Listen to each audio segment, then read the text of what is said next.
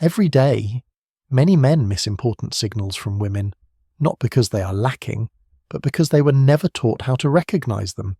Women rarely say directly what they want.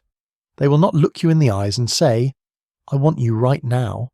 Instead, they use very ordinary phrases that sound harmless, but carry far more meaning than you might think. You may have experienced this before. She smiles, lightly touches your hand. The atmosphere between you feels different, and then everything stops. No next step, just confusion. The problem is not your looks or your value. The problem lies in how women express desire. Men speak directly. Women rarely do. Men are used to clarity, while women choose a safer path. They speak indirectly, softly, just enough to open the door without fully stepping through it. Those phrases are how they test your intuition, testing whether you're calm and grounded enough to lead. This is not a game. It is instinct. And the important thing is this: when a woman has already spoken in her own way, it is usually the only time. If you miss it, she won't explain it again. If you're new to my channel, remember to subscribe and turn on notifications so you do not miss any videos. Now, let us begin. When her body speaks before her mind, there is something very important I want you to understand. There are certain phrases that sound completely normal, everyday, and even easy to ignore. But in reality, those words do not come from thought, they come from the body. And when the body speaks, everything has already happened beforehand. For example, when she says, "You smell so good," many men simply think their cologne suits them, or that they are clean that day. But women do not say this just because of scent. Scent is memory, sensation, closeness. When she notices your smell, it means she has allowed you into a very intimate space. That is not a polite compliment, but a very real, instinctive reaction. Or when she smiles and says, "Your trouble," it sounds playful, but underneath it is something else. She is saying that you affect her, that you make her feel a little danger, a little loss of control, and that feeling is what creates attraction. Not because you did something dramatic, but because your presence touched something instinctual in her. Then there are moments when she looks at you and says, "You're really strong." Many people hear this and immediately think of muscles or physique. But most of the time, she's not talking about physical strength. She's talking about steadiness, calmness, the sense of safety she feels being near you. That is the moment she imagines leaning in, relaxing, letting go. These phrases are not calculated. They come out quickly, honestly. And the most important thing I want you to remember is this: by the time she says these, attraction has already happened. When she says it, everything has already taken place inside her. Your job is not to get excited, not to become arrogant, and not to try to prove anything more. Simply stay calm, keep that same energy, because it is precisely the lack of rushing, the lack of trying, that allows that moment to continue opening. When she starts making exceptions, there is a very subtle moment that, if you do not pay attention, will pass very quickly. It is when she starts saying things like, "I don't usually do this," but many men hear this and immediately think she is hesitating, unsure, or warning herself. But in reality, this is not hesitation. This is the moment she is breaking her own rules. Every woman has boundaries, personal rules she uses to protect her emotions. When she says this, it means you are special enough to make her step outside that comfort zone. She's not saying it to make you pull back, but to see whether you are grounded enough to stay. Similarly, when she looks at the time and says, "It's getting late, but I don't feel like leaving," this sentence has nothing to do with time. If she truly wanted to leave, she would have stood up long ago. When she says this, she's letting you know that she wants to stay in this moment, wants to extend the connection, but does not want to be the one to actively push things further. This is where many men get stuck. This is where many men freeze or overthink. They start thinking too much, afraid of misreading the situation, afraid of ruining the atmosphere, afraid that moving forward will cross a line, and then they do nothing. But you need to understand one important thing. Not acting is also an action, and in moments like this, prolonged silence is often understood as withdrawal. The message here is not that you should rush or be impulsive. Absolutely not. You do not need to push things too fast, but do not retreat either. Simply maintain your presence, maintain eye contact, and maintain a gentle leading energy.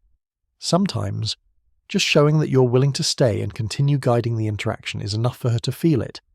When she hands the lead to you, there is a very clear moment, yet extremely easy to miss, and that is when she stops leading the conversation. Before that, she may have been the one asking questions, setting the pace, creating the atmosphere, but then, at some point, she stops and says, "So, what now?" This question sounds simple, but it is not a request for information. She does not actually need to know the plan. She is placing the decision in your hands. She is watching what you will do next when you're no longer being guided by words. This is the moment when many men begin to feel anxious. They think they need to say something clever, intelligent, impressive. But the truth is, she does not need you to speak well. She just needs you not to disappear. When she says, "I can be myself around you," many people think it is just comfort.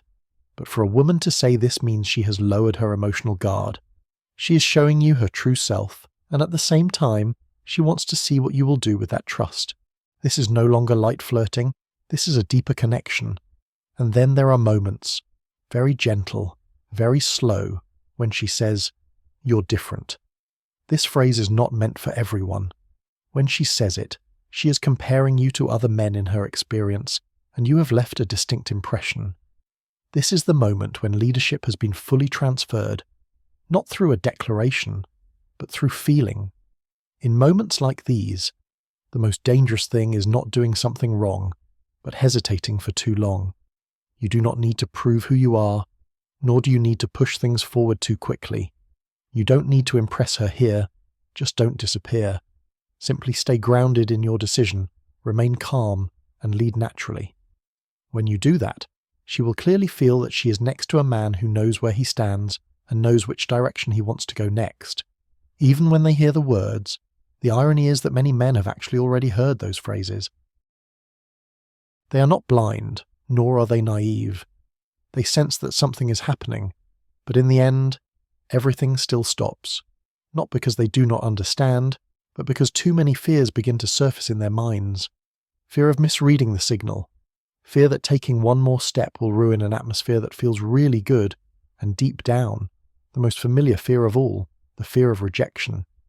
These fears are not loud, but they freeze people in place.